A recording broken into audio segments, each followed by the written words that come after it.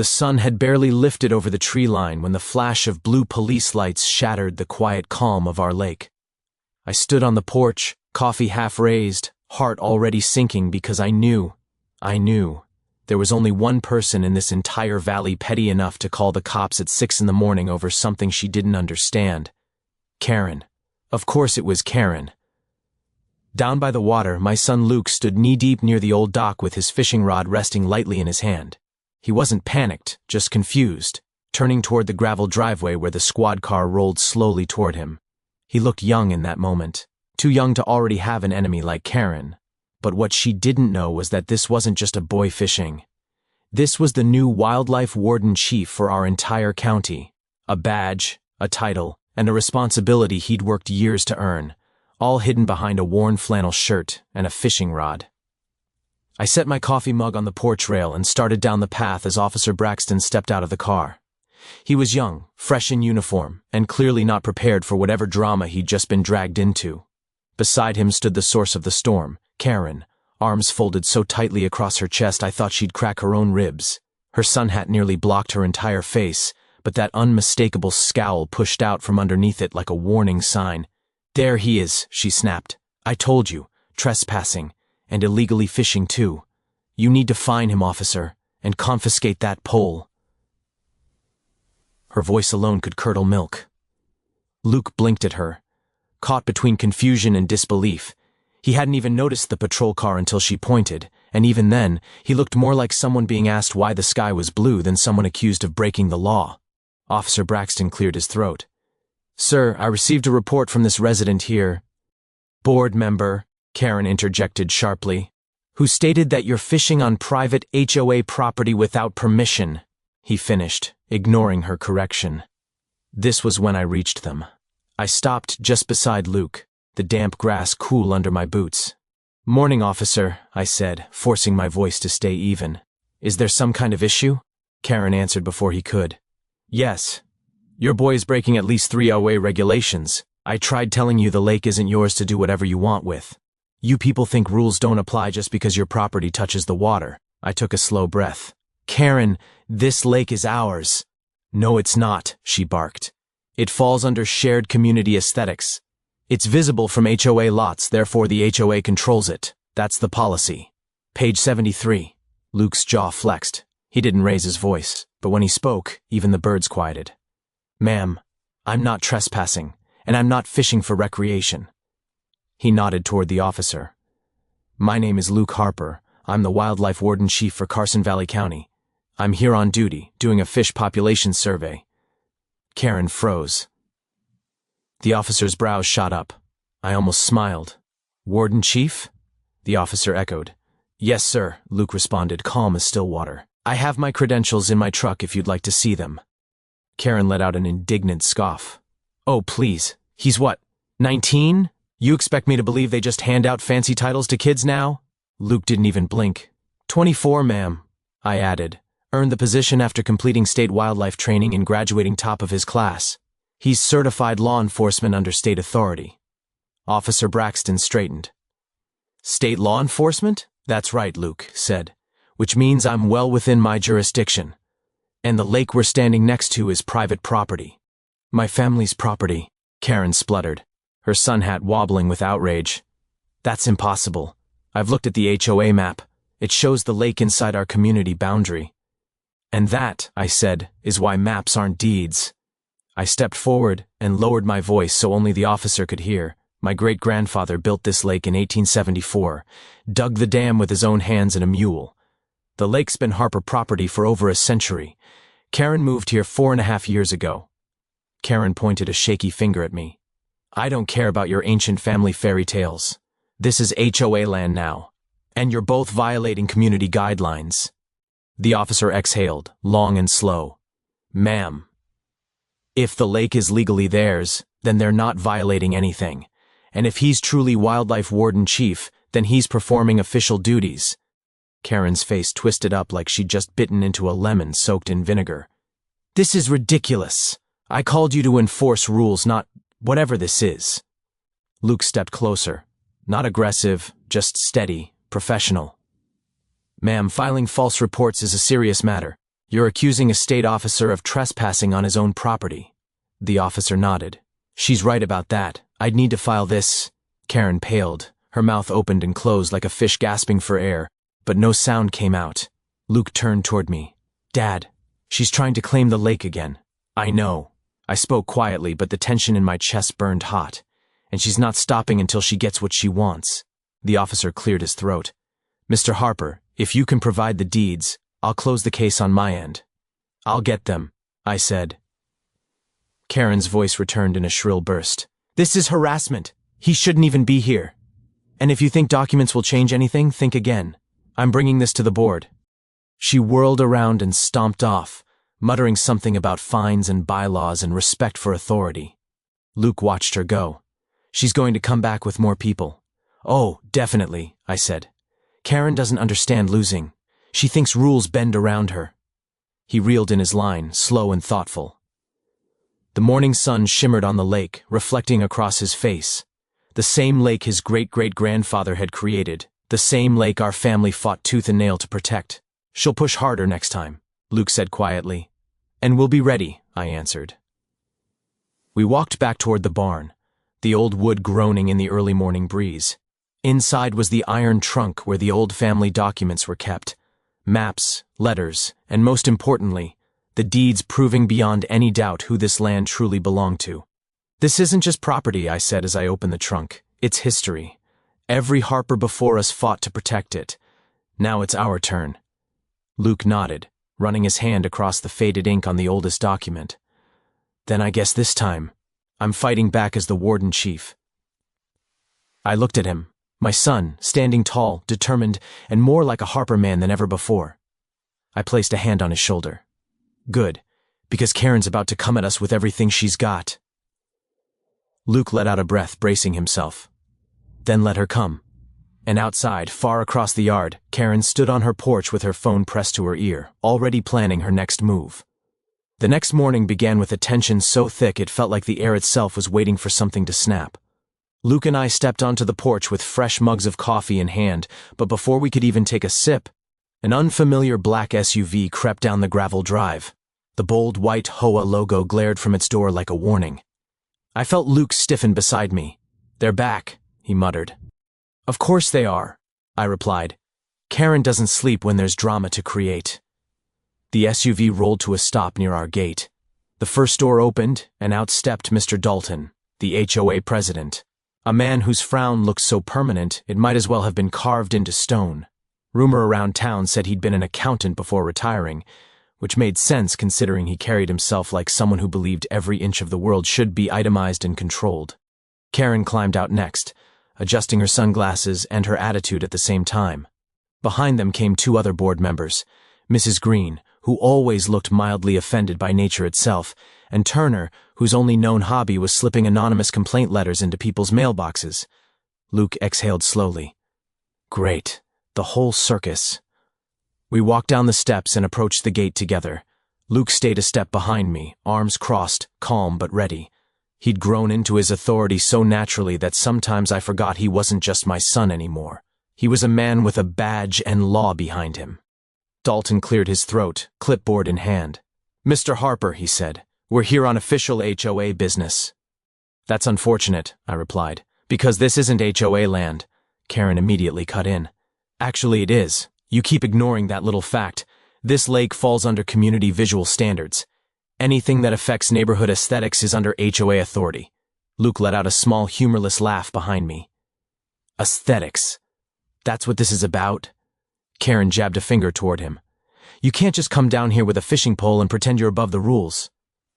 He's not pretending, I said. He's working. Dalton lifted a printed packet from his clipboard. We've received multiple reports of unauthorized fishing, unapproved water usage, and improper maintenance of a shared resource. Shared?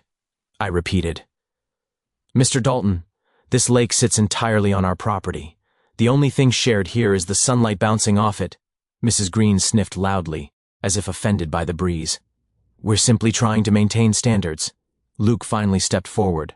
Sir, ma'am, as the Wildlife Warden Chief for this county, I have full authority over fish population surveys and environmental monitoring. His tone was steady, respectful, but firm. "This lake has been designated under wildlife jurisdiction. I'm required to conduct surveys regularly." Turner squinted. "You're really the Warden Chief?" Luke nodded. "Yes," Karen scoffed. "Oh, please, that title means nothing here. The HOA charter says any body of water visible from association property must meet HOA appearance guidelines. That dock," she pointed sharply, "is an eyesore, and that little rowboat is unregistered." I blinked slowly. "Lady, that rowboat is older than you." "That's the problem," she snapped. Dalton regained his composure and lifted another page. "We're issuing a formal warning. The HOA board has voted to require removal of the dock within 7 days, cessation of all fishing activities, and permission for an HOA-approved contractor to inspect the water quality." Luke muttered under his breath. "This is unbelievable." I stepped closer to the gate, not aggressive, just enough to make them realize I wasn't backing down. "Let me make this easy for you. None of that will happen. Not now. Not in 7 days. Not ever." Dalton stiffened. "If you refuse to comply, the HOA will issue daily fines." "You can issue whatever paper you want," I said, "but it has as much legal power as a grocery list." Karen's face twisted. "You're ignoring the rules. You can't ignore us." Luke stepped forward until he was beside me, badge visible on his belt. "Ma'am, you're not only overstepping, you're interfering. With state wildlife operations, that's a serious offense." Dalton blinked. "Interfering? We're simply enforcing regulations. Regulations that don't apply here," Luke replied. "This land is privately owned and outside your jurisdiction, and this lake falls under state protection. If you attempt to remove the dock or enter the property without our consent, you'll be trespassing." Mrs. Green gasped softly, scandalized. But Karen wasn't defeated. She leaned forward, eyes blazing. "You think some old documents are going to save you? HOA jurisdiction evolves.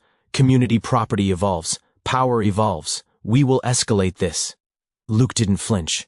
"Do what you need to do, but prepare to lose." Karen pointed at him with shaking fury. "You're going to regret speaking to me like that." "No," Luke said. "I'm going to regret not stopping this nonsense sooner." The silence that followed cracked like ice. Karen's lip trembled, not with fear, but with the boiling frustration of someone who'd never been told no in her life. She spun around, nearly tripping on the gravel, and stormed back to the SUV. Dalton tried to salvage the moment. We'll be filing this formally." "You do that," I said calmly. "And while you're at it, check with the county clerk. She'll explain everything you don't want to hear."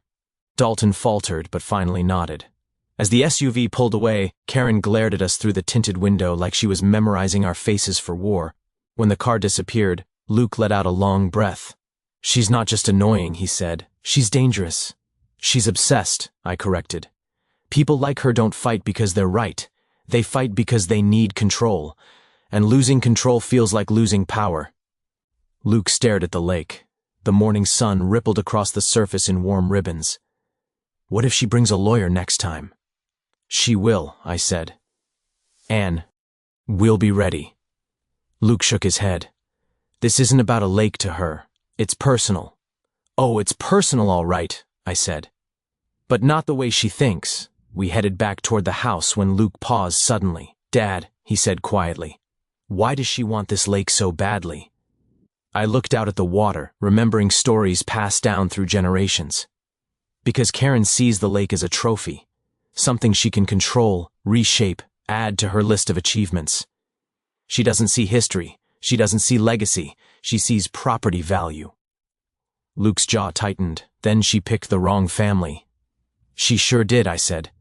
"And the next time she comes back, she won't be coming with just board members. She'll bring paperwork, threats, and probably a lawyer." Luke nodded slowly. "Let her. I won't let anyone take what isn't theirs. Not while I'm Warden Chief. Not while this lake is ours." We stepped onto the porch again, but something made me turn. Across the road, Karen stood in her yard, phone to her ear, pacing in sharp, angry strides. "She's already planning her next attack," Luke said. "And it'll be bigger," I agreed. "Because she didn't get what she wanted today." Luke took a deep breath. "Then what do we do?" "We prepare," I said. "Because Karen's about to bring a fight she can't win." He nodded, then let her come. And in that moment, Under the brightening morning sky, with the lake shimmering behind us, I knew this was only the beginning. 2 days after the HOA's inspection, another envelope arrived, thicker than usual, the kind of thickness that meant someone wanted to make a point. The HOA emblem was printed in shiny gold at the top, and even though I hadn't opened it yet, I already felt my jaw tightening. Luke sat at the kitchen table eating toast, watching my expression like he already knew what was coming. I slit the envelope open and pulled out a stack of papers heavy enough to flatten a small animal. The language was loud, bold, and obnoxious before I even reached the second paragraph. "Well," I muttered, "they finally did it." Luke leaned forward. "How bad is it?" "They're threatening legal action," I said, flipping the page so he could see the bold letters. "They want us to pay a $1,000 fine and remove the dock within 7 days. Luke nearly choked on his toast. $1,000? For a dock older than the HOA itself? For existing, I said. According to them, it's an unauthorized structure damaging community lakeside aesthetics. Luke stared at me stunned. Our dock damages their aesthetic? I sighed, rubbing my forehead. They're desperate. And a desperate HOA is a dangerous HOA. Luke threw his hands up. Dad, this can't even be legal. Of course it's not. But Karen's banking on intimidation. I tapped the letter. She wants us rattled. Well, Luke said, standing, then let's rattle her. Glad you said that, I replied, walking over to the old wooden desk where I kept the real ammunition, documents older than Karen's fashion sense. I opened the bottom drawer and lifted out a manila folder stuffed with land deeds, maps, water rights permits, and copies of prior boundary disputes we'd won decades ago. After spreading them across the table like a high-stakes card game, Luke let out a low whistle. You've been ready for this, he said. Son, I replied, you don't grow up in a family that owns a lake without learning to defend it. Your great-grandfather fought the railroad. Your grandfather fought the county. I'm fighting the HOA, and one day it'll probably be your turn again. Luke nodded solemnly. Then let's win. We drove into town shortly after, the folder safely tucked under Luke's arm. The county records office was quiet, as always, with the scent of old paper. Lingering in the air like history refusing to fade. Mrs. Delaney, the records clerk, looked up from her desk as soon as we walked in. She was a small woman with glasses perched so close to the edge of her nose that gravity itself seemed to question her decisions. Well now, she said with a warm smile. I haven't seen you Harpers in a while. What brings you in? HOA trouble, I said, setting the threatening letter on her desk. Her eyes scanned the page and she groaned. Oh Lord, that again? I thought we settled this years ago. We did, I said, but someone didn't like the answer. She shook her head. Let me guess. Karen? Karen, Luke said with a grimace. Mrs. Delaney set the letter aside and pulled up the property files. What do you need? Certified copies of everything, I said. All deeds, water rights, ownership maps, everything that shows the lake is ours. She smiled knowingly. Say no more. Within an hour, she had stacked a neat pile of stamped documents on the counter. Luke picked up one of the certified deeds, reading the embossed seal. These are undeniable, he whispered. That's the point, I said. The HOA isn't ready for actual law. As we left the building, Luke tucked the documents into the leather folder with newfound confidence. Dad, he said, smiling faintly, Karen's not going to know what hit her. No, I replied, chuckling. She won't. When we got home, we saw Karen's SUV parked by our gate, with Karen herself, Dalton, and 2 board members snapping photos like paparazzi covering a celebrity meltdown. Luke muttered, You've got to be kidding me. I walked toward them, holding the leather folder in clear view. What do you think you're doing? Karen turned sharply, her sunglasses glinting like a villain in a daytime drama. Documenting violations, she snapped. These will go straight to our attorney. I opened the fold. Calmly. Before you embarrass yourself further, take a look. I pulled out a certified deed and held it up so even Dalton couldn't pretend not to see the official stamp. This proves the lake and shoreline belongs solely to the Harper family, since 1874. Dalton leaned closer. His face went pale. This is legitimate. Of course it's legitimate, I said. Did you think we were bluffing? Karen's expression twitched. That doesn't change anything. The HOA still has the right to— No, Luke cut in. You don't. He stepped forward, letting the sunlight catch the badge clipped to his belt. Interfering with a state wildlife officer's work is a crime. If you continue harassing us, you could face legal consequences. Karen's mouth dropped open, then snapped shut again, her cheeks flushing with fury. This isn't the end, she hissed. No, I said. This is the moment you realize you picked the wrong fight. Dalton tugged on her sleeve. Karen, we should go. For once, she didn't argue. She spun around, muttering something about lawyers and retaliation, and marched back to the SUV. The others scrambled to follow. As they drove away, Luke exhaled deeply. They'll be back, he said quietly. Oh, definitely, I replied. Not with a camera this time. They'll come with something bigger. And we'll be ready, Luke said. Later that afternoon, a second envelope landed in our mailbox. Smaller this time, but no less arrogant. An emergency HOA meeting had been scheduled for Saturday. Attendance was expected, and failure to appear would result in legal escalation. Luke held the letter between two fingers like it was contaminated. They're dragging us into their turf. I smirked. Then let's bring the truth to their door. Saturday arrived faster than I expected. The community center parking lot was already overflowing when we pulled in. Neighbors hung around in small clusters, whispering to each other as we walked inside. Some nodded at us with sympathy. Others avoided eye contact entirely. But Karen, oh Karen, looked like she'd been preparing for this moment her entire life. The room quieted the moment we reached the front. Luke set the leather folder on the table with a soft thump that echoed like a warning shot. Dalton cleared his throat. We've received numerous complaints regarding unauthorized activities on the Harper Lake. I raised a hand. Let's stop pretending. The lake is ours. Karen slammed her hand on the table. No, it affects property values. It's community shared. Luke stepped forward, pulling out the official letter from the county wildlife department. The seal glinted under the room lights. I oversee this lake, he announced. Legally, officially, permanently. The room murmured. Karen blinked rapidly. You can't, you're lying. I opened the folder and spread out the deeds, one by one, until the table looked like a museum exhibit on historical ownership. These documents, I said, are older than this neighborhood, older than the HOA, older than your bylaws, and they prove the lake has one owner. Us. Dalton studied the papers. His shoulders slumped. These are binding. Karen stared at him, betrayed. What are you saying? They can't win. Dalton shook his head. We have no authority here. Karen's face twisted, her voice trembling with outrage. This isn't fair. This isn't how it's supposed to go. Luke leaned a little closer, calm as ever. Ma'am, sometimes truth wins. Karen grabbed her purse, eyes wild. You'll regret this. You'll all regret this. She stormed out, slamming the door behind her so hard the walls shook. The board members exchanged uneasy looks, avoiding our eyes. Luke turned toward me with a small, victorious smile. That went well. It did, I said, picking up the folder. But she's not done. And when we stepped outside, I looked toward Karen's house, knowing full well she was already planning her next move. The days after the HOA meeting were strangely quiet. Too quiet. Karen's house, usually buzzing with angry phone calls and her stomping around like a general planning a war, looked still. Curtains drawn. No SUV revving angrily out of the driveway. No HOA board members marching up and down the street with clipboards. The silence felt unnatural, like the pause between thunder and lightning. Luke noticed it too. She's up to something, he said one morning as we stood on the dock. The lake mirrored the soft colors of sunrise, peaceful in a way it hadn't been for weeks. Oh, absolutely, I replied.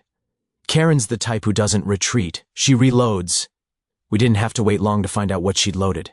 Just before noon, a white envelope appeared in our mailbox. Unlike the HOA letters, this one carried the sheriff's office seal. Luke opened it before I even had the chance. You're kidding, he said, eyes widening. Dad. She filed a complaint with the sheriff.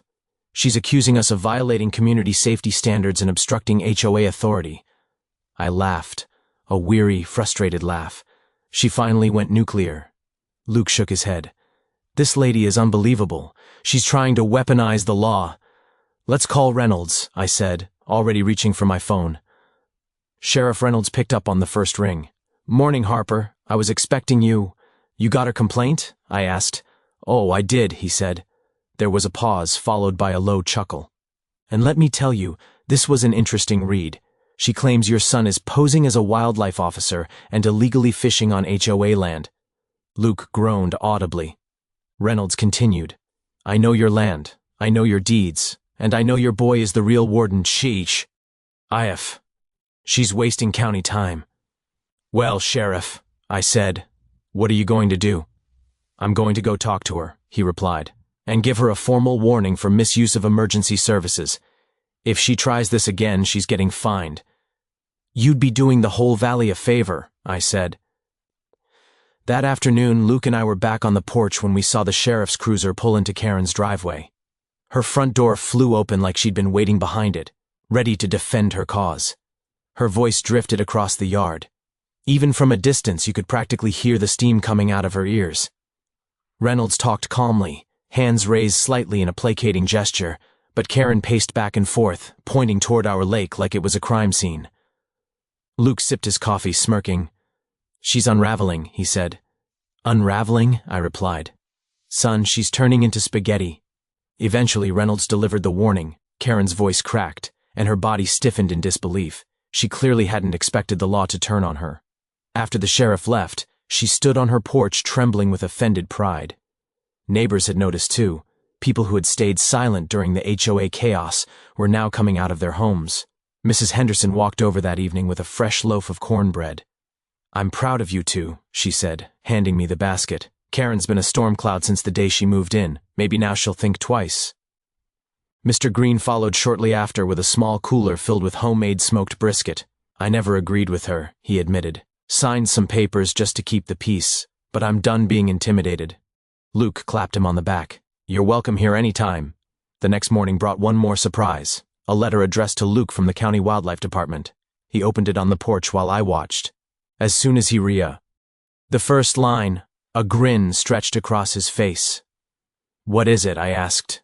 "It's official," he said, handing me the letter. "The county just designated Harper Lake as a protected wildlife monitoring site under my supervision." I read the letter twice. "That means no one," Luke said firmly, "not the HOA, not Karen, not anyone, can interfere with my work here." It was the final nail in the coffin of Karen's fabricated authority. By Friday evening, the entire neighborhood had heard. The HOA board had gone silent. Dalton hadn't sent another letter. And Karen's house? Dark, quiet, and for the first time since she arrived, uncharacteristically humble. Luke and I walked down to the dock with our gear, though this time it wasn't really about fishing. It was about reclaiming peace. He cast his line gently into the shimmering water. "Dad," he said after a long moment, "this week changed something in me." "How so?" "I finally understood why this place matters," he said, watching the ripples dance. "I used to think the lake was just ours, a nice place to be. But now, it feels like it's part of who I am, part of who we are, like something I'm meant to protect." I smiled, feeling an ache of pride. "That's exactly what your great-grandfather wanted. Every Harper who came before us fought for this land, not because it was easy, but because it mattered." Luke nodded. "I'm going to make it better. Stock more fish, restore the habitats, build spawning pockets, not just for us, but for the wildlife." "Then do it," I said. "This lake is yours to safeguard now." He looked out over the expanse of water, the last light of dusk reflecting like gold across its surface. "And Karen?" he asked. "Oh, she'll try something again eventually," I said. "People like her don't disappear. They simmer." Luke chuckled softly. "Let her simmer. We've got the deeds, the law, the county, the sheriff, and the truth." "That's the thing about truth," I said. "It doesn't need to scream to win." The sun dipped below the tree line. Crickets chirped. The water lapped gently against the dock. Peace, real, earned peace, settled around us like a blanket. I looked at my son, at the lake, at the legacy stretching behind and ahead of us. "You ready to head in?" I asked. Luke reeled in his line, smiling. "Yeah," he said. "We've got a future to build." And for the first time in a long while, the night felt calm. Real calm. Not the silence of a storm gathering. Just the quiet of a home protected, a heritage honored, and a battle finally won.